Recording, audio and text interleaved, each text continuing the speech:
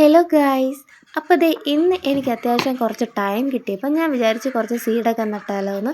അങ്ങനെ ചകിരി കമ്പോസ്റ്റും എടുത്തിട്ടുണ്ട്, സീഡ്ലിംഗ് ട്രേയും എടുത്തിട്ടുണ്ട്. അങ്ങനെ ബോക്സ് എല്ലാം നിറച്ചുകൊണ്ടിരിക്കുകയാണ്.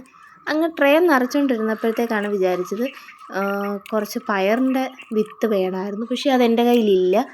അങ്ങനെ ഞാൻ അതിനകത്ത് നിന്ന് എൻ്റെ സീഡ് ബോക്സ് എടുത്തുകൊണ്ട് വന്ന് നോക്കി. അപ്പോൾ അതിനകത്ത് ഈ ചുരക്കയുണ്ടല്ലോ, ചുരക്കയുടെയും സീഡാണ് ഞാൻ തപ്പിക്കൊണ്ടിരിക്കുന്നത്. ആകെ 2-3 ഉള്ളായിരുന്നു.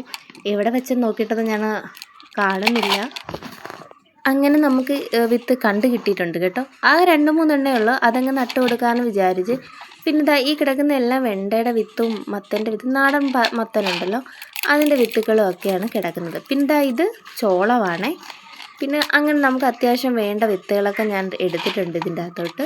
പിന്നെ കണ്ടില്ലേ, ചുരക്കയുടെ ആകെ 2-3 വിത്തും പിന്നെ അതിൻ്റെ കൂടെ കുറച്ച് വെണ്ട വിത്തും എടുത്തിട്ടുണ്ട്. ഇനി ഇത് നമുക്ക് അതിനകത്തോട്ട് നട്ടു കൊടുക്കാം. അങ്ങനെ ഞാൻ എടുത്ത വിത്തുകളെല്ലാം ഏകദേശം അതിനകത്ത് ഇട്ട് കൊടുത്തിട്ടുണ്ട്. പിന്നെ ചകിരി കമ്പോസ്റ്റ് ഇട്ടതൊക്കെ ലെവൽ ചെയ്ത് കൊടുത്തിട്ടുമുണ്ട്. അങ്ങനെ ലെവൽ ചെയ്ത് വന്നപ്പോഴാണ് കണ്ടില്ലേ, ബാക്കി വന്നെടുത്ത് ഞാൻ ചോളത്തിൻ്റെ വിത്തും ഇട്ട് കൊടുത്തു. ചോളത്തിൻ്റെ വിത്തിടുന്നത് നഷ്ടമാണ് കേട്ടോ. ഇതിന് ഞാൻ ഇത്ര ഇട്ടാലും ആകെ 2 എനിക്ക് കിളുത്ത് കിട്ടാറുള്ളൂ.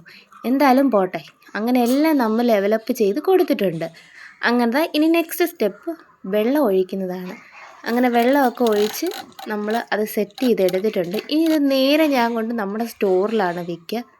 സ്റ്റോറിൽ വെക്കുന്നതിൻ്റെ കാര്യം വേറൊന്നുമില്ല കേട്ടോ. അവിടെ അത്യാവശ്യം വെയിലൊക്കെ കിട്ടുന്നുണ്ട്, വെട്ടം ഉള്ളതുകൊണ്ട് ഒരു തണുപ്പുമുണ്ട്. അങ്ങനെ അവിടെ കൊണ്ട് വെച്ചില്ലെങ്കിൽ ഇത് മൊത്തം ഉറുമ്പ് കൊണ്ടുപോകും. അപ്പോൾ ഇതിൻ്റെ അപ്ഡേഷൻ ഞാൻ പിന്നീട് കാണിക്കാവേ.